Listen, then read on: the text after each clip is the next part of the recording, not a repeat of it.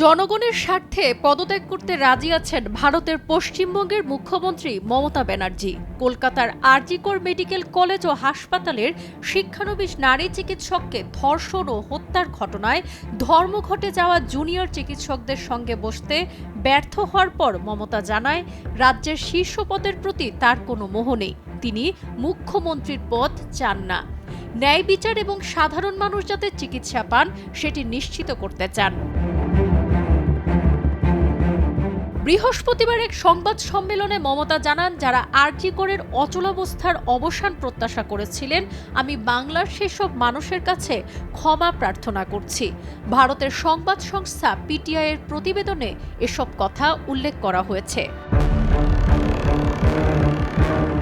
আনন্দবাজার পত্রিকার খবরে বলা হয়, নবান্নের বৈঠক থেকে মমতা সুপ্রিম কোর্টের নির্দেশের প্রসঙ্গও তোলেন। তিনি জানান, সুপ্রিম কোর্টের নির্দেশ অনুযায়ী সময় পেরিয়ে গিয়েছে। সুপ্রিম কোর্ট বলেছেন, রাজ্য পদক্ষেপ করলে তারা বাধা দেবেন না। বহু মানুষ চিকিৎসা পাচ্ছেন না। ইতিমধ্যে মৃত্যু হয়েছে 27 জনের। চিকিৎসা থেকে বঞ্চিত হয়েছেন 7 লাখ মানুষ। ওরা ছোট, আমি ওদের ক্ষমা করছি। বাংলার মানুষের কাছে আমি ক্ষমা চাইছি।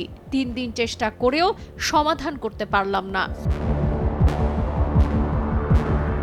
সামাজিক যোগাযোগ মাধ্যমে সরকার বিরোধী বার্তা ছড়িয়ে পড়ার দিকে ইঙ্গিত করে তিনি জানান, সরকারকে অপমান করা হয়েছে। সাধারণ মানুষ জানে না এর কোনো রাজনৈতিক রং আছে। পদত্যাগ করতে রাজি আছি, কিন্তু ওরা বিচার চায় না, চেয়ার চায়। আশা করি মানুষ সেটা বুঝবেন। বৃহস্পতিবার মুখ্যমন্ত্রী মমতা বন্দ্যোপাধ্যায়ের সঙ্গে পশ্চিমবঙ্গের জুনিয়র চিকিৎসকদের প্রতিনিধি দলের বৈঠক হওয়ার কথা ছিল। সচিবালয়ের গেট পর্যন্ত প্রতিনিধি দল চলেও এসেছিল, কিন্তু তাদের দাবি ছিল বৈঠক সরাসরি সম্প্রচার করতে হবে। রাজ্য সরকার এতে রাজি না হওয়ায় প্রতিনিধি দল ভেতরে প্রবেশ করতে অস্বীকৃতি জানায়। সভাকক্ষে মমতা 2 ঘন্টারও বেশি বসেছিলেন। শেষ পর্যন্ত বৈঠকটি আর হয়নি।